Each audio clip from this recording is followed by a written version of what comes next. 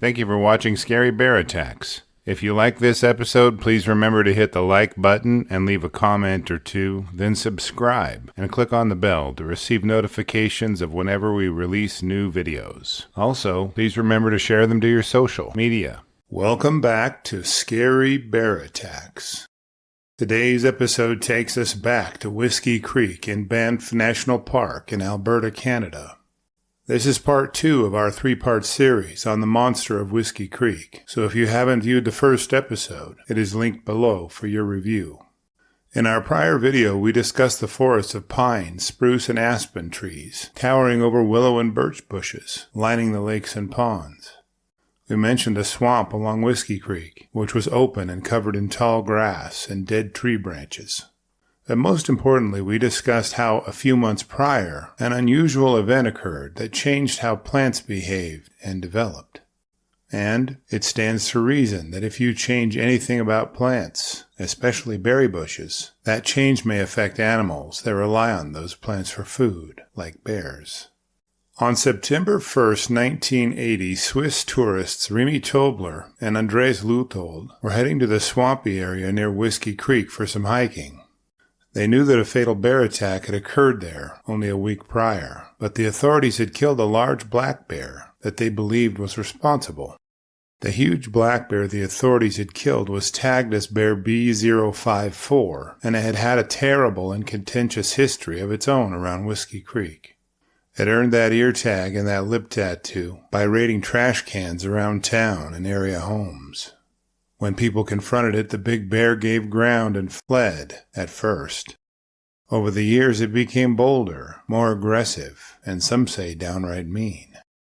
It was shot and killed after the attack on Ernest Cohoe, and everyone thought that was the end of it, but it wasn't even close.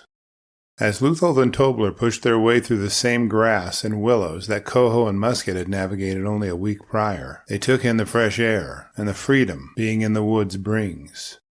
The thought of running into a bear must not have crossed their minds, as they were not armed, did not have a dog along with them, and were not carrying bear spray or any other deterrent.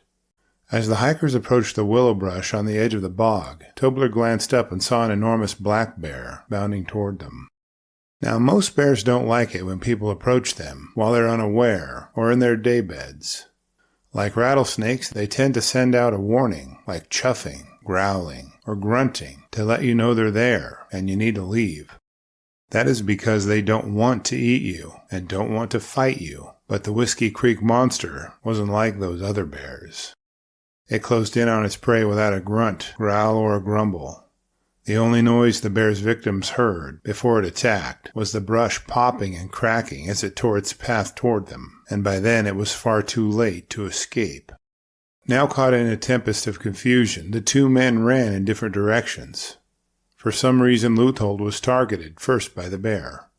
As you can imagine, the men had a much harder time fleeing through the swamp grass than the grizzly had pursuing them through it. As Leuthold screamed and ran away from the bear, he could see there was no way to outrun this giant beast. He dove face first into the ground and played dead, hoping the bear would abandon its attack on him. I'm not sure how you hide absolute terror, but whatever Leuthold did was not convincing. The grizzly clamped its jaws onto his left shoulder and drove its 2-inch-long canines to the bone. As it lifted Leuthold from the ground, it swatted his back with its claws, ripping gashes. As it had done in the attack on Cohoe and Musket, the grizzly then turned its anger toward the other hiker. It dashed toward Tobler and overtook him in the swamp grass. Perhaps he tried to fight, or maybe he didn't play dead, but either way, the bear was merciless on the man. After the grizzly was satisfied it had killed him, it disappeared into the brush. At this point, Leuthold could hear Tobler's cries and screams. He watched as the bear tore into Leuthold, then stormed into the brush. Paralyzed by the fear of not knowing where the bear was, he somehow managed to muster the courage to make it to Tobler's side. Leuthold first noticed the ground was covered in blood. He gently lifted Tobler's shoulder and saw that the bear had nearly severed his entire scalp. A thin string of tissue was all that connected it to his skull. Tobler's face had numerous large puncture wounds, and his eyeball was dangling on his cheek. The bear had ripped huge gashes over his body and left him in miserable pain. Leuthold knew he could not help Tobler escape the wetland, leaving only himself to get help. He ran through the brush, hoping he would not come across the angry bear again. Reaching a telephone, Leuthold provided directions to where he'd left Tobler. A medical helicopter was soon en route to the location and brought Tobler to the municipal hospital. He was rushed into surgery, where his wounds were cleaned and sutured, and his condition was stabilized. It wasn't long before news of the hikers' attack got out, alarming townsfolk.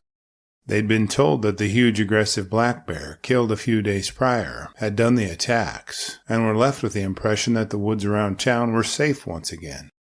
A sense of dread set in on the town, as they knew they hadn't heard the last of the Whiskey Creek monster. A crisis team was assembled and met discussing the recent bear attacks. The bear seemed to be ambushing people who were hiking. There were no reports of carcasses being stashed nearby, nor the presence of cubs. Speaking of cubs, our Cub Tier membership on Patreon, link below, will give you ad-free early access to our episodes. And the $3 per month goes a long way in helping me continue to produce educational and entertaining content like this. In the days following Leuthold and Tobler's attack, park rangers canvassed the area and set up baited traps to catch the marauder, but the monster seemed too crafty for the rangers. Each time they'd had him cornered, he gave them the slip. They were fighting a shadow that seemed to blow away like dust in the wind whenever it chose. In the years following his attack, Tobler filed and won a $100,000 lawsuit claiming negligence on the park.